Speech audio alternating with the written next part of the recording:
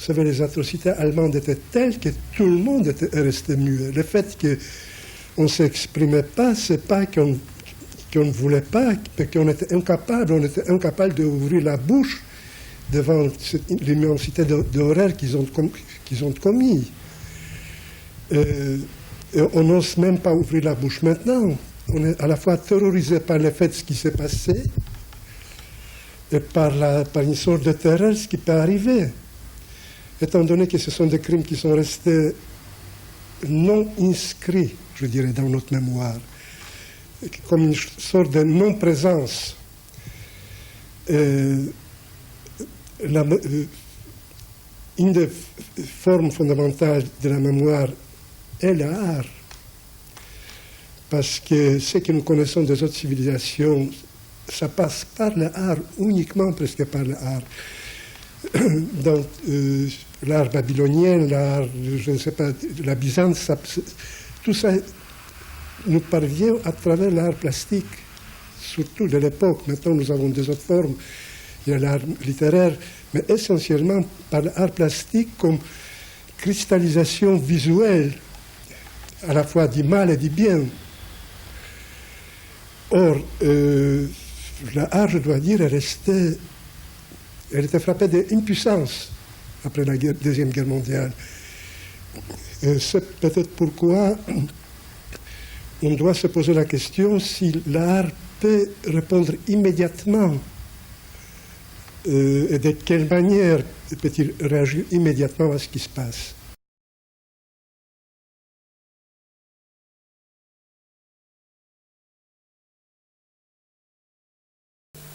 Vous savez, la peinture, c'est une question de conscience aussi. Si ça peut éveiller une conscience vers ça, donc ça aura déjà là, vous aurez déjà une réponse plus ou moins positive. Mais une conscience picturale, vous la trouvez sous différentes étapes de l'art. La conscience qui est liée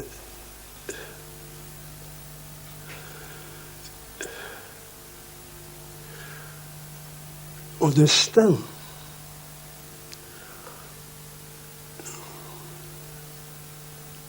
Pas seulement à l'amour. À l'amour, vous avez beaucoup, heureusement. Mais aussi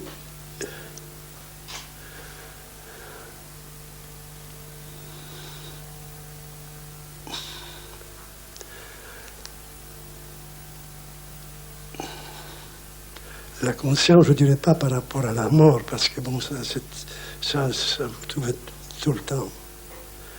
Mais par rapport à l'alentissement. Par qui, comment, pourquoi. Exactement des questions que j'ai posées à l'Allemand qui me allongea. Je posais ces genre de questions stupides. Par qui, comment, pourquoi, quand. Vous vous rendez compte, qu'est-ce que vous faites?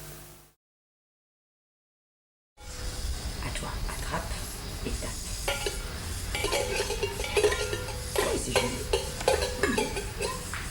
Bravo. Pas dans la bouche, ta chère, c'est pas bon. C'est pas bon. C'est pas bon. C'est pas bon le bracelet dans la bouche. C'est pas bon. C'est pas bon.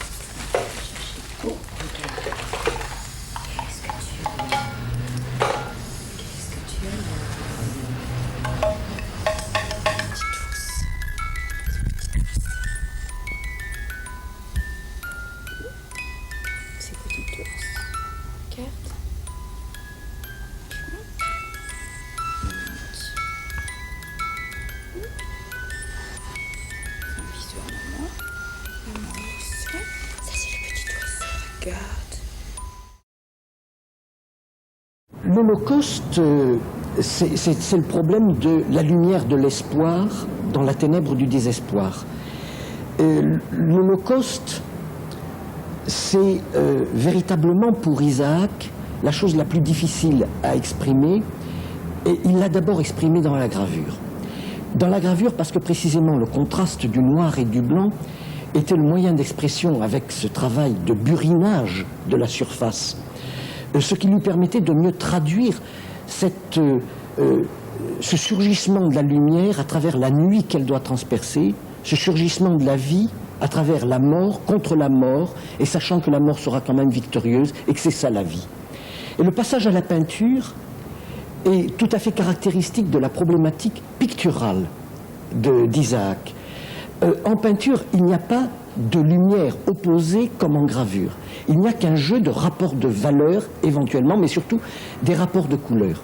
Et le passage à la couleur a été extrêmement difficile pour lui, s'agissant de l'Holocauste, dans la mesure où la couleur, c'est la séduction de la matière, donc la possibilité d'esthétiser le problème.